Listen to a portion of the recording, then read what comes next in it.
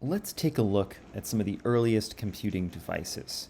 The very earliest computing machines we hardly recognize as computers, but more like room-sized calculators like the Zuse Z3. This is built by Konrad Zuse in 1939, and this is more of a calculator, but often considered to be a precursor to modern computers. As you can see here, it's entirely mechanical, which is going to be a major feature of the first decade or so of computing. Second, a really important device was the Enigma machine. You may have heard of this. It's a pretty well-known device from World War II. This was used by the Germans to create what was, for a while, an unbreakable code. A person would sit down at this sort of typewriter-like device, and they could write in information, and the cipher on the Enigma would be changed every day, and the machine itself would sort of mechanically transform the things that you had typed in and produce this unbreakable code. And in order to eventually break the codes created by this machine, the famous British mathematician, computer scientist Alan Turing was forced to create a computing device of his own. Now, Turing was extremely well known throughout the history of computing and AI for a lot of his groundbreaking ideas, but one of his earliest first accomplishments was cracking the Enigma code using in part this device that sort of reverse engineered the Enigma machine.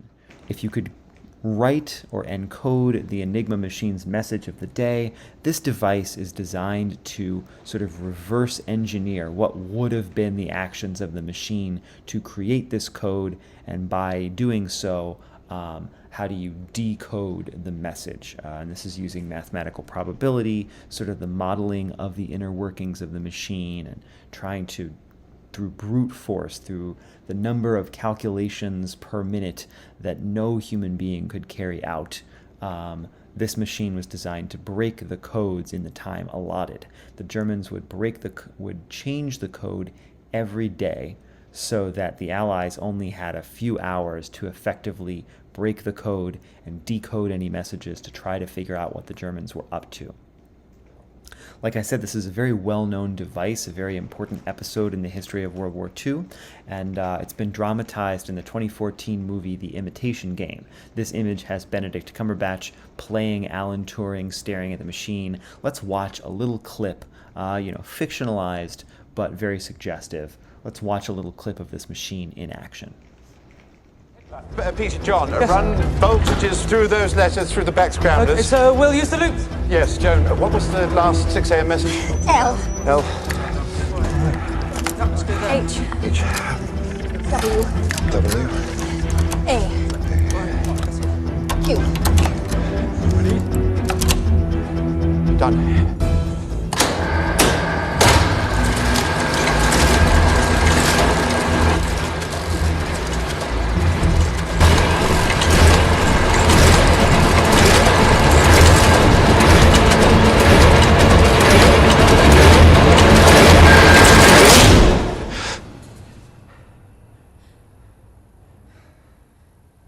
Oh my God.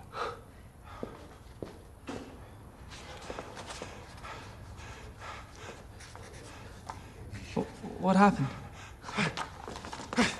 Did it work? After the Enigma machine and the Bomba device decoding it, we saw the earliest mainframe computers. So this one, for example, in 1946, is a computer called ENIAC, the Electronic Numeral Integrator and Computer. And as you can see from the people to scale, this computer is literally the size of a room. It's tons and tons of transistors, and the way you connected things to each other, the way you created programs or performed computations, was actually by manipulating switches and cables. There are no screens at this point. You're sort of physically connecting parts of the computer to other parts, telling it what to do in a very mechanical sense.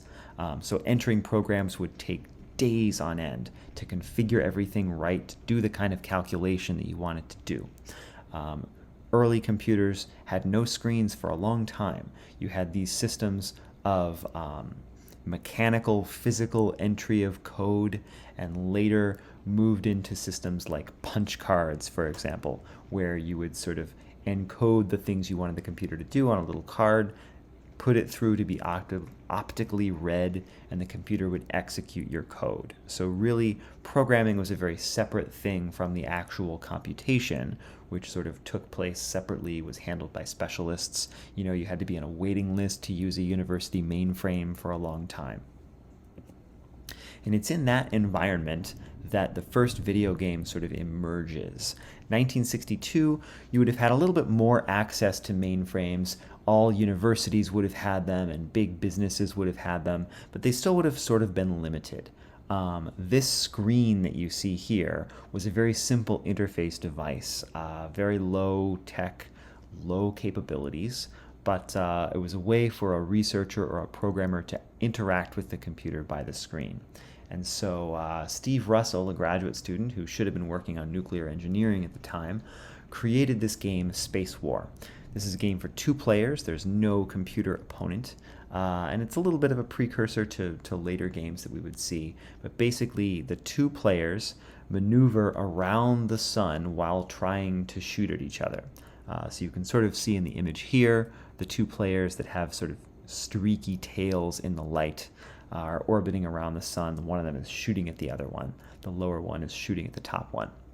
So, Space War, running on a mainframe that you could look at through a scope, had no sound at all. So a little bit later, almost a decade, a coin-operated or coin-op version of Space War was the first commercially sold computer game. This was developed as a cabinet, all one big singular package that a business owner might buy and put in their pizza parlor, bowling alley. There were no video game arcades yet, although there were sort of older analog style arcades with pinball machines and things like that. So these machines started to find their way into that world. This was put out by a company called Nutting Associates, which was created by Nolan Bushnell and Ted Dabney, 2 names that we heard in the very first unit of this video lecture series, and they would go on to found Atari the next year, and Atari would go on to create Pong.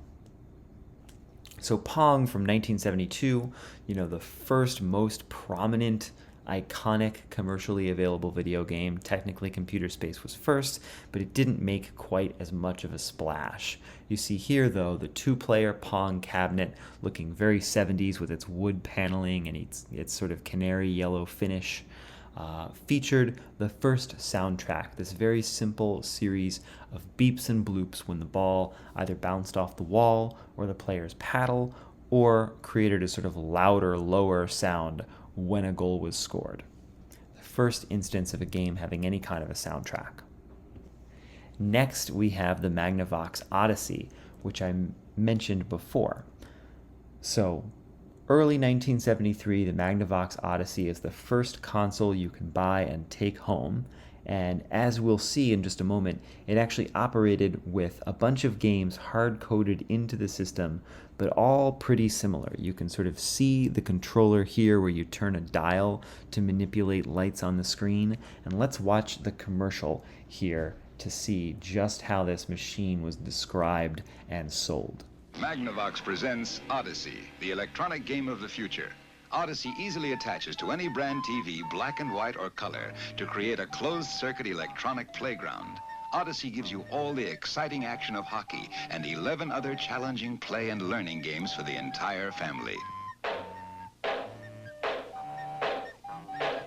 Odyssey, a new dimension for your television, now at your Magnavox dealer. He's listed in the yellow pages. So it wasn't until 1977 that we got the Atari, the first significant modern console with interchangeable games. Right there in the top center is the slot where the cartridges go. You can see the famous Atari controller here with 1 stick and 1 button for controlling it. 1977, this console came out. As I said, it had several successful years up until 1982, 1983, where its success really dropped off with the great video game crash. But Atari actually kept producing these into the 1990s, up to 1992, they were still putting out the original Atari VCS or Atari 2600. So it has a huge library of games, continue to be produced, continue to sell well for a very, very long life for a console. Finally, one last really significant episode in the history of game sound and game music is 1978's Space Invaders. Several years after the initial Pong, we start to see arcade games and home console games start to approach a level of maturity, something that's really recognizable, something that would kind of launch a golden age of arcade games in the late 70s and early 1980s. A lot of classic games, including Asteroids, Centipede, Missile Command, Pac-Man, all came out over the course of only a couple of years, mostly by Atari, but also by Namco, other competitors starting to enter the space. The arcade game space started to be competitive, started to have space for multiple competing companies, lots of different game ideas, and the arcade industry, as we know it, was sort of birthed in around 1978 with the advent of games like this one and its very famous soundtrack.